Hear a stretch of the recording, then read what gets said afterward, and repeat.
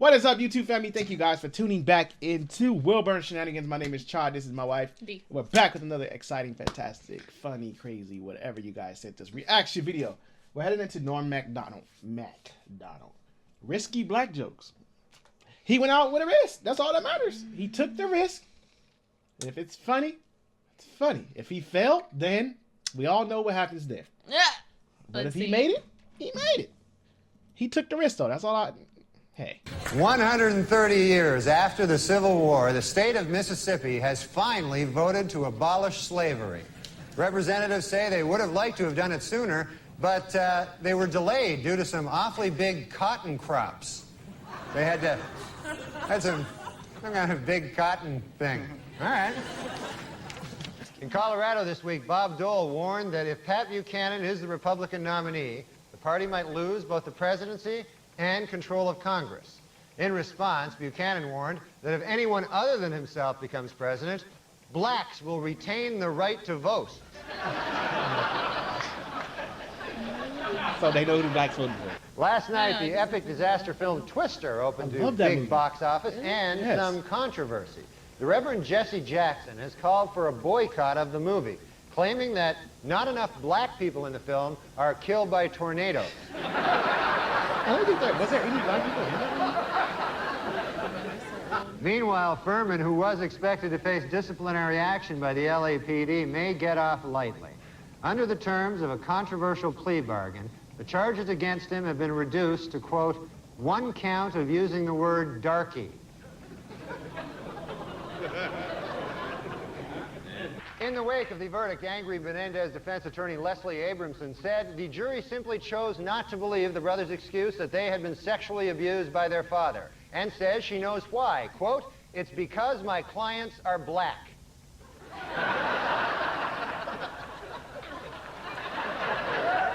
President Clinton was in Austin, Texas last Monday, the day of the Million Man March. The president said in a speech, I'm here to speak to you today because right now in Washington, D.C., there's like 1 million black guys. Okay, hold it on that. Okay. In Nashua, New Hampshire this week, a high school student, Chris Conley, while attempting to dunk a basketball, lost his balance, crashed down on the rim, and shattered 2 front teeth. Gee, I wonder if by some crazy chance Chris is white.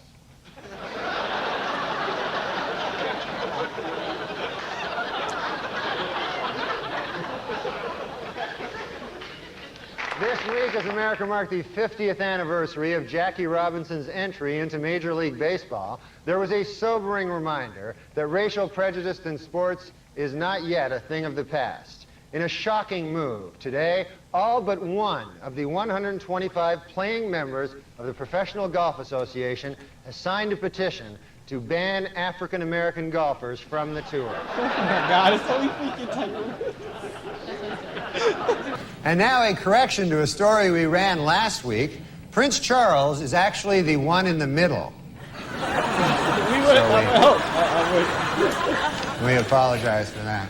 I don't know why black was black. Black is great. Black is great. Black is fantastic. Yeah, right? Yeah, I mean, black is fantastic. Even though, you know, they're not black anymore. But then again, we're not white, right? Right. We're pink like his fucking asshole.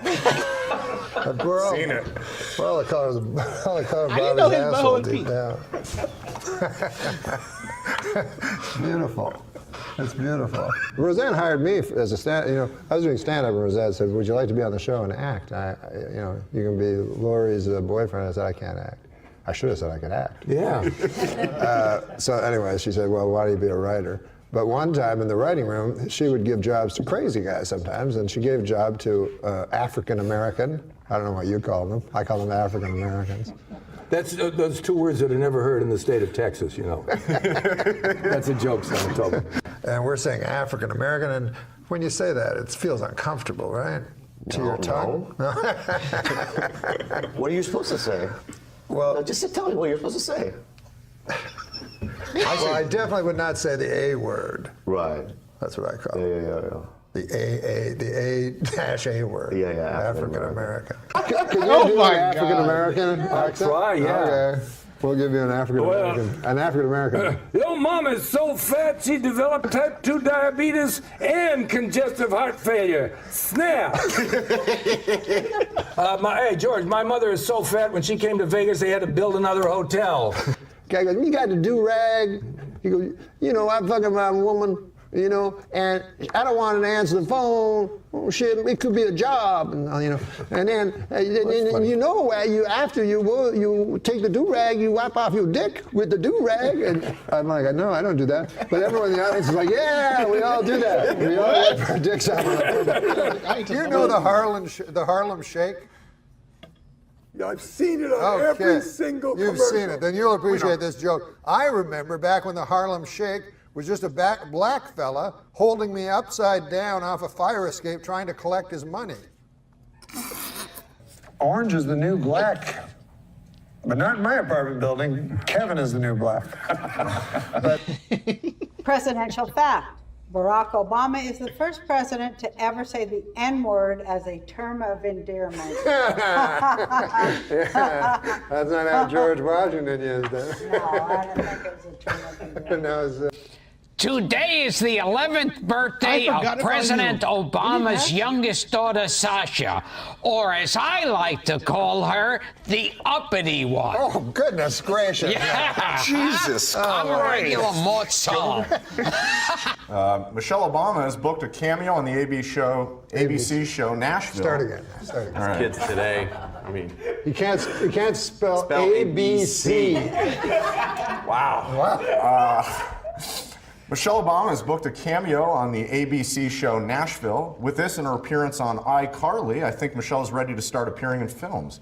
May I suggest my favorite film series, Black Ass Fuckers? I found the secret to life is there is no problem that a huge... No, I found the secret to life, Bob, and this is it. There is no problem big enough that a huge... that a huge what? No, I found out the secret to life. Yes, oh great one. Yes, and it is this. There is no problem big enough that a huge black cock cannot fix. Dr. Dre announced that he's the first hip-hop billionaire, a regular J. Paul Ghetto.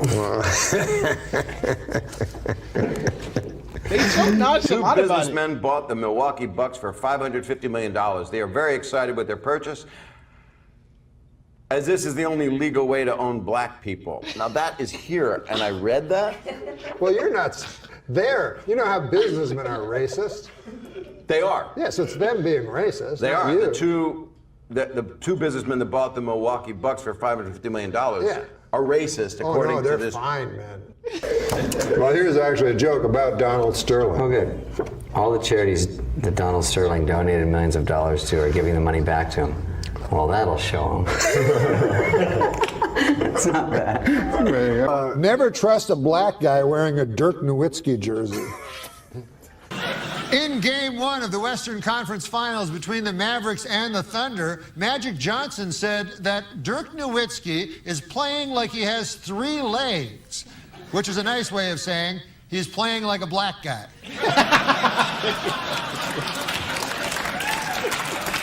Show Oklahoma City's second-round NBA playoffs. Great dunk from Westbrook, though I'd be more impressed if he weren't young and black. Moscow Roy Jones Jr. is down. Boring. If I wanted to see an old black guy get punched in the face, I'd look out my window. Eastern Conference Final in Miami, and LeBron crushes Kyle Korver in transition. Always shocking when a black guy running forward is faster than a white guy running backward. Usually I pick the bigger, blacker guy. President Obama is a phenomenal player at basketball for a president of the United States. But I think he's just mediocre for a black guy. Hey, what about bringing in Jackie Robinson? Only team with a black guy in it. That's not cheating? Oh my God. Where I grew up, that's cheating. Last week, Indiana Pacer Danny Granger called Joakim Noah of the Chicago Bulls a coward. Now, where I come from, those are fighting words. But I have no idea how the black community views them.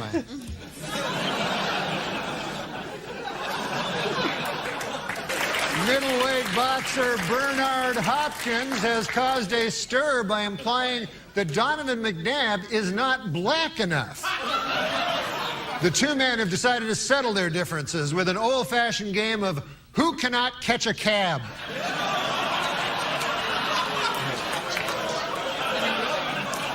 Everybody's bringing up these licenses for illegals and that they need to have them. And my question is, where are they getting the license plates? Obviously, we're letting them register vehicles without licenses.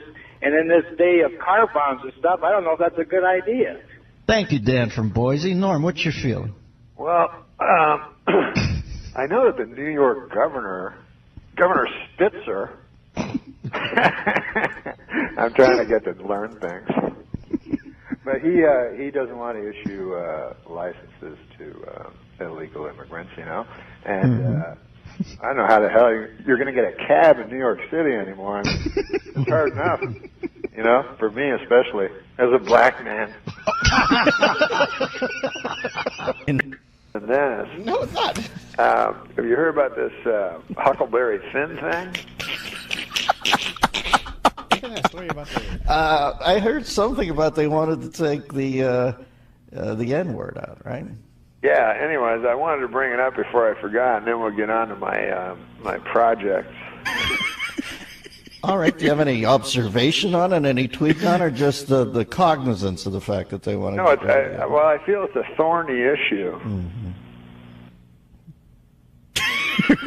That's fucked up. No, that wasn't the whole thing. No. I thought you were going to go like, well, how so, or something. Tell us more, Norm. Why don't you I feel it's a thorny issue. Yeah, why? Why, Norm? Well, you got Mark Twain, you know, and you're talking about, I mean, for those of you who don't know, you know, what I'm talking about, they've taken out the N-word, you know, out of many of the books of Huckleberry Finn. Norm, they've taken out. And so you got a thorny issue that I think I have a solution to. Do you want to hear it? Oh, man. Never anything more. Well, the thorny issue is this. Yeah. You know, you don't want to take, you know, Mark Twain, you know, one of the greatest writer ever to brush paper with ink, you know, and change his words, for God's sake. On the other side of the coin, you don't want to have a young African American boy in school, you know, hearing that word out loud and causing him pain. So it's a thorny issue. But I figure it this way. You've read Huckleberry Finn.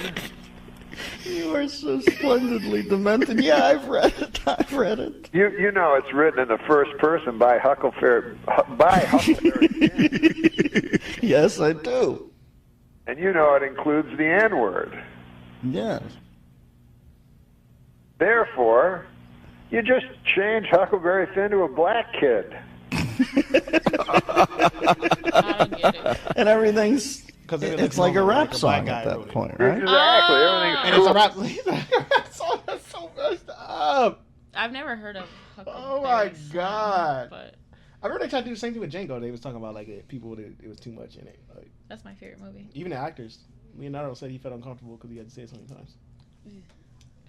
But it is. This is crazy. It warmed up because the beginning I'm like, okay, but then it warmed up. It seemed like they warmed you up in this video, and then they got to the deeper cuts. Because the beginning I was like, okay, that's all right, and then in the middle I was like, oh, they really hitting some jokes. So he did take a risk. Yeah. But he survived. He survived the risk. It was funny. I think I liked because it wasn't too over the top. Yeah. Like it was just kind of like that. It's that sense of humor. You just gotta have it. Exactly. Have it. I liked it. I thought it was funny. Was good. It had me laughing. Let me know what y'all thought. Let me know what y'all thought about this, how y'all felt about it, if you laughed, if it was too much for you. Be honest, no judgment over here. It's cool. But thank y'all for tuning back in with us. Don't forget to like, subscribe, share. We'll see you guys in our next video.